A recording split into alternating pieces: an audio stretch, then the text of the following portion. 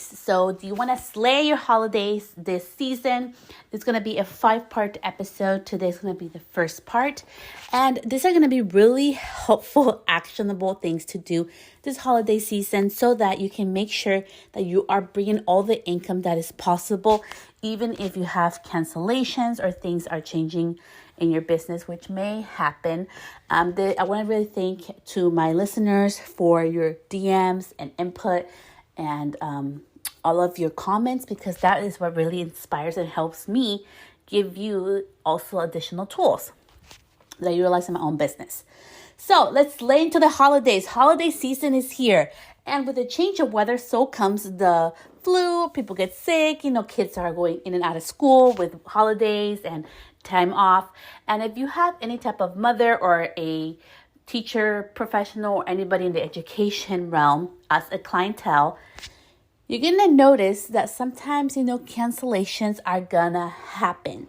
So what are things that you can do to also make sure that you're bringing that income in when the unexpected happens, especially when it comes with a cancellation fee? Because I know you can't feel very you feel bad, you feel guilty, like, oh my gosh, but I love this client. Should I really be charging them the fee? Number one, if your client respects you and they understand, they know what the policies are. You should have policies in place that your clients need to fill out a form every time before they come in. Why do they have to do it every time they come in? Well, I do it because I have a COVID thing on there, which is just good for them to know what my procedures are, make them feel safe inside of the salon. Why I wear a mask. So all those things are inside there. There's also the cancellation rescheduling policy and redo policy inside of there. And if you don't have one, I utilize Google Forms, which is free. And I'm selling the template for only $9 is the template that I utilize in my own business. They can go ahead and edit and include it in your booking system. I also have a little tutorial there how I added it to my booking system. I use Gloss Genius. I'm not sponsored by them. So that is something that's very important. So why is it so important that they sign that form every single time, no matter what type of form that you have? Because number one, they know what the cancellation fee is.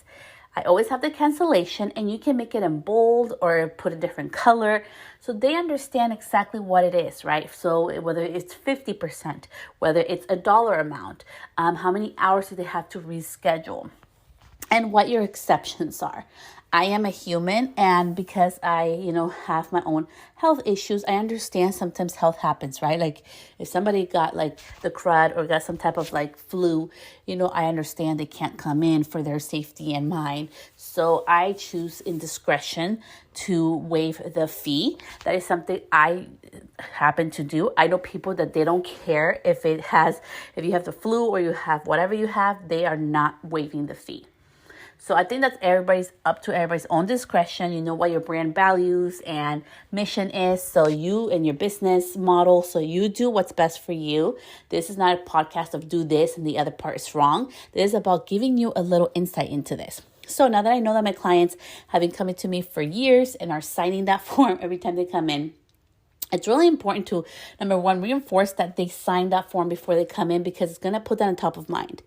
So I want to share with you a story about 2 clients of mine. So I had 2 of them reschedule. One of them, she rescheduled right within the time frame. She didn't get charged the fee. She knew the guidelines. She didn't even ask me. She already knew because she signs that form every single time, that repetition, right? So she already knew what the policy was. I don't have my policy on my socials. I don't, she already knew that from signing the form. So clearly that's the system that works. The other one, they had something come up, so they couldn't come in. And she knew there was a cancellation fee and she needed to pay for that. She just reached out to me like, hey, how much do I owe you? These are things that your clients are going to be able to do for you and make this talk and the process so much simpler if you have those systems or that form in place. So part number 2 of this, allow the money to flow in. I know we can feel guilty because, oh my gosh, I'm taking their money because, I didn't do the service, but they canceled. We have policies in place, and our part also as the beauty professional and the business owner is to let them know that we reinforce that communication. We reinforce that agreement. Because if you don't, what's going to happen is that over time, we start getting resentful, or they may take you for granted, or they know like they can just do whatever they want with you. And it's not because they're trying to be mean about it. It's because you have told them, hey, these are my rules and guidelines, but I don't respect myself or my business and I don't follow through. So you're allowed to go around it because I said so, because I'm proving the example. So that is things that we really need to think about in our business. So if you already have the form in place and they're like, hey, how much do I owe you? I appreciate you so much. Thank you. Like whatever, like, I enjoy our time together. This is how much it is. Or you can just be straightforward. Oh yeah, the cancellation fee for, having missed that appointment or rescheduling is blank. You do not have, it depends however you are, how you communicate with your clients. Again, there's no right or wrong way to do this. It's just allow the money to come in, because that can be a huge amount of loss if you are like dismissing that account. So let's say you charge like $100, which I know it's way more than that. I've seen a lot of stylists that charge a whole lot. Some people charge 100% of their service. Everybody has their own guidelines.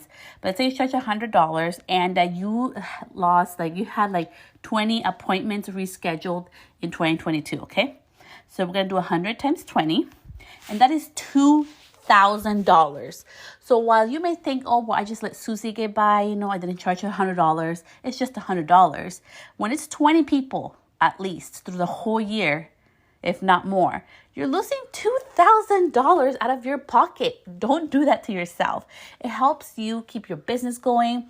And, you may be lucky enough to reschedule that appointment with somebody else, but sometimes you are not.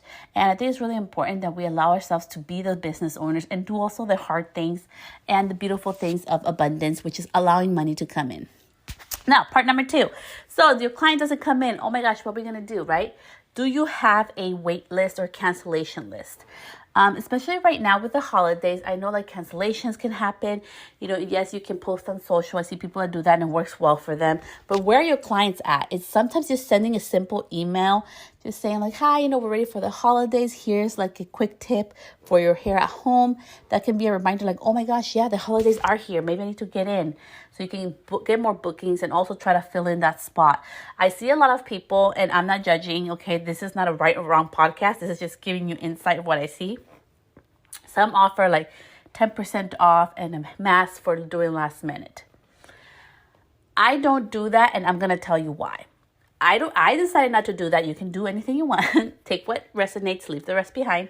I decided not to do that because if I was going to go get my nails done and my nail artist was doing that, because I'm going to go back to using my acrylics, I would be upset because I'm like, well, how is that fair? So just because you had a cancellation, she gets to have an extra treatment and 10% off, and I don't when I'm scheduled and I do my part in keeping my appointment. That's just my intake, and that's why I do not offer that. Like, that is not part of my plan. I always I have a list, or I reach out. I have different methods in my own business to how to fill in a spot.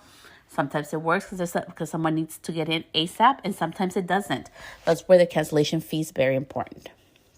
Part number 3, how can you make up that income? So let's say, for example, like you get your cancellation fee and you still are missing, right? Like that appointment, maybe it was a $200 appointment, right? So there's still $100 that you need to make up. What's a service that you can add on that you can just offer to your clients? The weather is dry. We have been through the summer. Our hair needs a little extra love, especially for the holidays. Maybe you have an additional, in the shampoo bowl treatment that doesn't take away additional time. So think about that. Or what's something you can do to also help your clients out? Maybe you can do offer a scalp massage and a deep conditioning treatment and make it luxurious. And luxurious can be just as simple as how you apply it, right? Instead of straight from the bottle, make it an experience, right? So that's so important to do. And you can just offer a $10 or a $9 add-on. And if you do that, that can bring extra income, not just for the $100 that you lost that week, if you're offering it that week, but if you're offering it for the next month, just do it for 30 days and call it a name, give it a special little name. That's bringing additional income for you, and it's also keeping you on top of mind. And it also will open up conversations. So part number 4 of this is allow the conversations to flow in. Sometimes when we recommend things, we can be like, oh, but I don't want her to think that I'm just trying to sell her. So don't sell her. Have a conversation. How has your hair been at home? How's your hairstyling going? And allow your client to talk. So how's your hair at home? Quietness. Listen. It's not about hearing, because I could be hearing you and doing another thing at a time, which I'm not listening to you. I'm just hearing you. But if I listen, I'm making eye contact with you. I'm stopping. I am acknowledging you. That's something that I love to do, is just to stop and acknowledge and give my undivided attention, not multitasking, but really, truly. And you should be able to be doing that in your business. We shouldn't be also like crazy booked out and all like headache, like hectic type of environment where clients so stress out that we can't even take 10 seconds to just like listen to what they're saying, to the response. And that's your opportunity to offer solutions. So part number 5 of this is like offer solutions, and they don't all have to go back to your products. What are simple things they can do at home that are free, right? So you can start with that. Hey, so if someone complains like their hair is dry, I'll be like, okay, so have you thought about like using less heat, like less heat tools? Do you use a lot of heat tools? Well, yeah, like I style my hair every 2 days. Okay, well, look, here's like, this is why it's so important that you don't heat style your hair every 2 days. These are what the benefits will be if you don't style your hair every 2 days. And then you can offer a product or whatever like you want to, or service that you have in your salon or your business. You can utilize this for whether it's, for aesthetics, whether you do lashes, whether you do nails, whatever it is. I think it's so important that you always have that door open to listen and to be able to really help them. Because if you're not going to help them, and this really helps shift my mind, how I thought about this, and I hope it helps you. If I don't give them solutions to help them, they don't all have to be paid. They could be free and paid, or just free, whatever you feel comfortable with, whatever works in your business and what you do.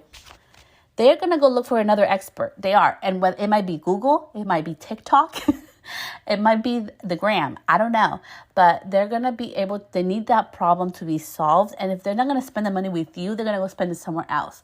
So I'd rather be their go-to. And it's a beautiful thing to be sought after as the go-to, because it also helps with your content. It helps with your business growth. And it helps you to be established as the expert that you are, because you already, by going by beauty school and, all the education that you have at least a 25% edge over the average person. Okay. If not even more. So remember to establish yourself and go slay the holiday sales. So that is it for this episode. The next part 2 will be next week. And thank you so much. I would appreciate if you can just take like 5 seconds to leave the review with the little stars. Put however many stars that you like for this podcast. I appreciate you. Remember to take a deep breath, to slow down during this time. I know it can be hectic, but we got this, and we can slay the holidays and one of our most profitable months of the year by also simplifying the process and working smarter, not so much more harder. Thank you so much. Take what resonated, leave the rest behind. I'll see you back here for part 2 next week. Bye, love.